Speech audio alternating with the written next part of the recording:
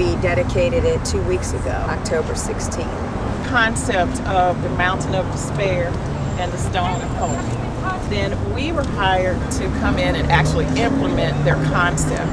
20% drawing, so it was just almost a piece of paper with nice pictures and everything, but nothing else was in place. All of the planters and the landscaping and how the plaza would work with these three pieces, none of that was laid out.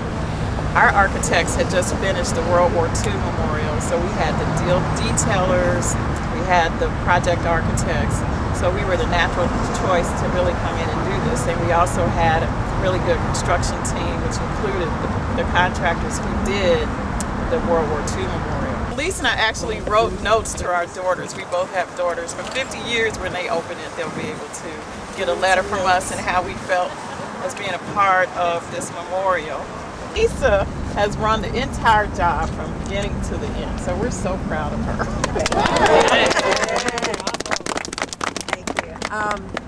So we went through from design concept to the point where we started finalizing the design, going through the commissions, Park Service, and then we finally got our permit December 16th, 2009 to start construction.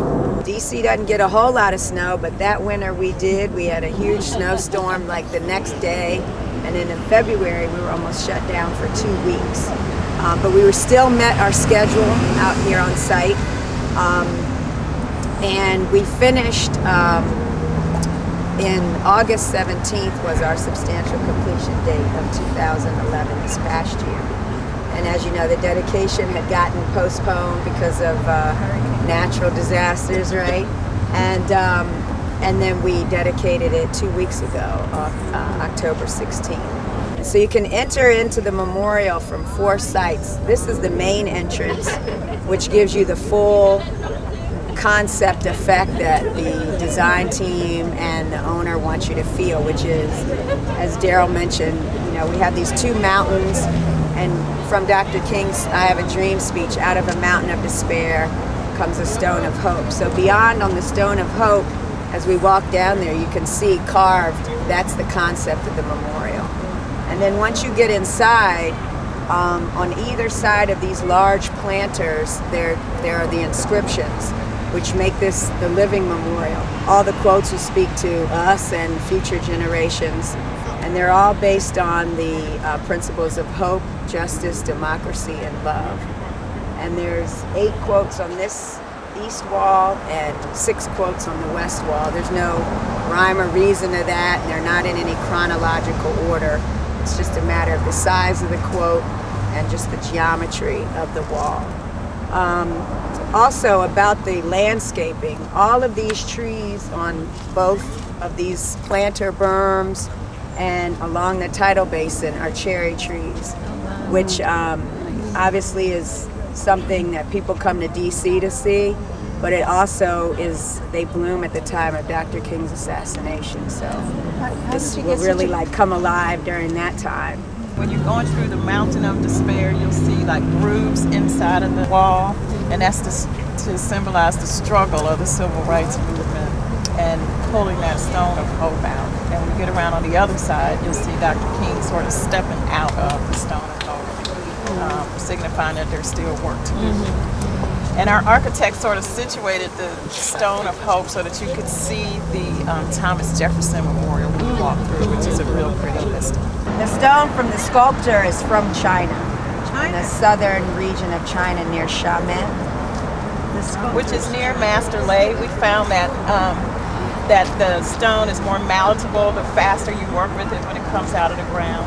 When we went there, he had the full-size sculpture of clay of what he thought it should be, but then he also had 3 full-size heads of different expressions already done. And then they brought those images back to the King family and asked them to look at which one they felt most looked like his father, and it happened to be the same one that the sculptor originally had in his mind of what Dr. King represented. Because I went to China to see this before he broke it down into the 159 pieces. Because we were responsible for bringing it to America. Right.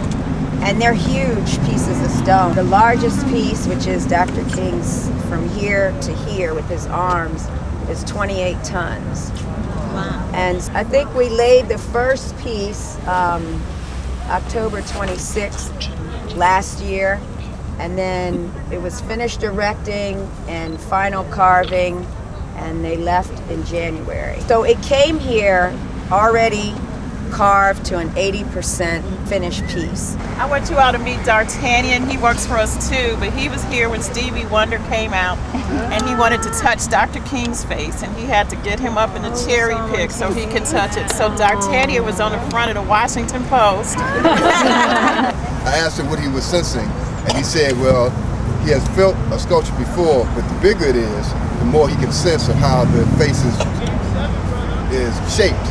And not only that, but he was thinking of the emotional times when he was young and protesting marches and all the things he heard. So it was a very emotional time for him and me.